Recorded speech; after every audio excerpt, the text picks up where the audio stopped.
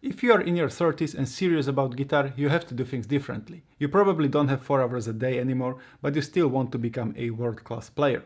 Here's the problem. Practicing random stuff, like most people do, and hoping it will somehow work out won't cut it. You need a system that actually works. So here is exactly how I would approach guitar if a 30-year-old came to me and asked, how do I improve the fastest and reach my goals? Let's get into it. Number 1. Get serious or get honest. First things first, if you're actually serious about guitar, you need to commit to at least 1 hour of practice 6 days a week. I know it might sound like a lot when you've got a job, maybe a family, all the responsibilities that come with being a functioning adult. But let's be honest, if you can't commit to that, you are not really serious about getting good. And that's okay, there's nothing wrong with playing guitar casually. Just be honest with yourself about it. But if you are serious, if you genuinely want to reach a high level, that's the minimum, 6 hours a week. And everything I am about to tell you is about how to make those 6 hours actually count, instead of just noodling around and wondering why you are not improving. Number 2, know what you want. The first question I ask any student, and the one most people struggle to answer, is what kind of guitar player do you want to become? And answers like, I want to learn everything or I want to get better don't count. You need to go deeper. What does your ideal playing look like? What music do you want to play? What context do you see yourself playing in? Strange thing is, people love achieving goals but hate setting them. But you can't have one without the other. If you genuinely can't define what you want, try defining what you don't want. I don't want to be a shredder. I don't want to play in the bars every weekend. I don't want to just strum chords. Okay, that's a start. Because here's the thing. In your 30s, success is about cutting out the noise and focusing on what actually brings results. And you won't know what that is if you don't know where you are going. So once you have even a rough vision, doesn't have to be perfect, just a direction, you can identify what skills you need to develop. And here is a simple way to do that. Learn a riff or solo from your favorite player, record yourself, and compare it to the original. What are they doing better than you? Better vibrato, better phrasing, tighter groove, cleaner technique? These are all skills that can be learned. And once you know what skills you need, don't practice them in isolation. Do this instead. Number 3, work in projects. Don't spend 6 months doing scale exercises up and down the neck, technique workouts, and fretboard orientation drills, hoping they will someday magically become connected and useful. Instead, work on mini projects, real musical applications that force you to develop those skills in context. Each project should be a small step toward your ultimate vision, and they should accumulate, like a snowball rolling downhill, each one building on what came before. Here is an example. Instead of practicing arpeggios as an abstract exercise, write a solo over a chord progression that uses those arpeggios musically.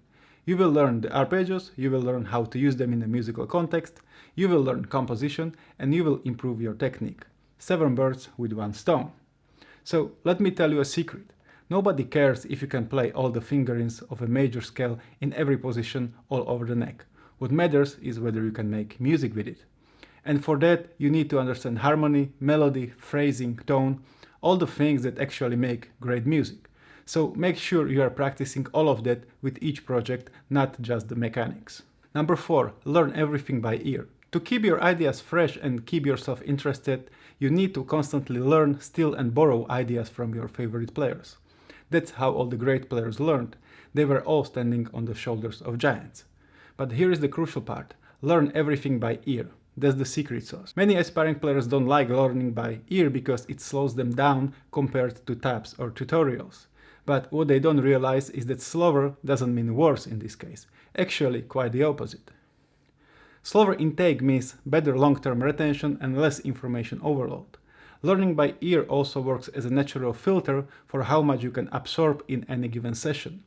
You don't know it yet, but that's actually good for you. Yes, it's harder at first, yes, it takes longer initially, but it compounds faster than any other practice method.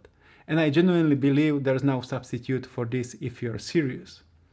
You might be tempted to use ear training apps, but why would you do that when you can learn directly from the best players in the world? If you want your mind to generate cool musical ideas, you first need to teach it how. And as with all arts, you start as a student of the masters, emulating them, and with enough experience, you will be able to create your own ideas. and learning music by ear is the best method for those student years. Number 5. Prioritize progress. To get unconventional results in the shortest amount of time, you have to do things most people aren't willing to do.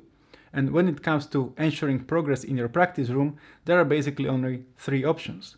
Practice longer, practice better, or both. But since time isn't your advantage in your 30s, 2 of those 3 options are off the table. All you are left with is practice better. So what does that actually mean? There are quite a few things you can do to improve the quality of your practice time, but the one that brings the highest return is increasing the intensity. And by that I mean that when you practice, your brain should feel like it's solving a difficult mathematical equation. It should burn. And that means no long warm-ups, no playing through songs you already know, no mindless repetitions. By now you have identified what you are lacking in skills and knowledge. Your task is to make progress in those areas as soon as you start practicing. And students are always surprised when I say this, and they ask, shouldn't I warm up first? And the answer is, look, you are not about to bench press 100 kilos, you are not going to hurt yourself playing guitar. If you really feel like you need to warm up, do 10 push-ups. That will warm you up better than any guitar exercise. Now that we've got warm-ups out of the way, you can start chipping away at the most important task immediately. If you need to compose a solo, start composing right away. Don't wait for inspiration to strike.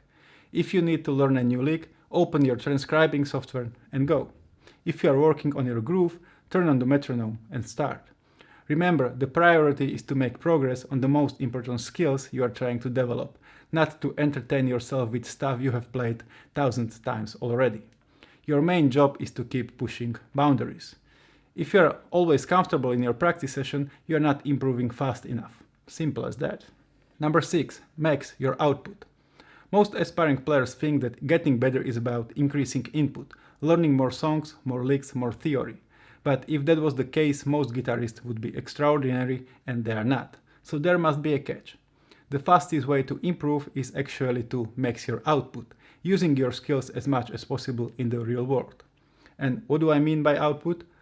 Composing songs, riffs, solos, arrangements, recording videos of yourself playing, playing with other people, performing, even if it's just for friends. When you just learn and learn, you create a lot of unconnected pieces of data floating around in your head. To make sure the data stays with you and moves from information to actual skill, you need to use it. And output forces you to use everything you know. It pressure tests your skills under real conditions. It exposes gaps in your playing that you didn't even know existed. Too many guitarists spend years preparing to play for people. They say, I'll perform when I'm good enough, or I'll start writing songs when I'm ready.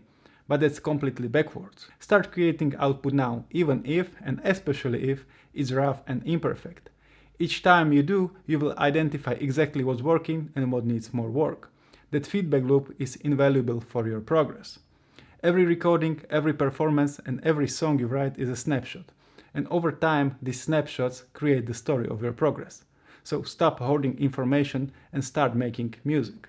Number 7, get a teacher. Look, I have to say this, and yes, I am a guitar teacher, so this is self-serving. But it's also true. If you are serious about reaching your goals in your 30s, get a teacher. A good teacher will help you with all the things we talk about, help you define your vision, identify exactly what skills you need to develop, design projects that build those skills efficiently, keep you accountable to your commitment, and save you literally years of trial and error. If you are in your 30s and you are serious about guitar, you got to do things differently.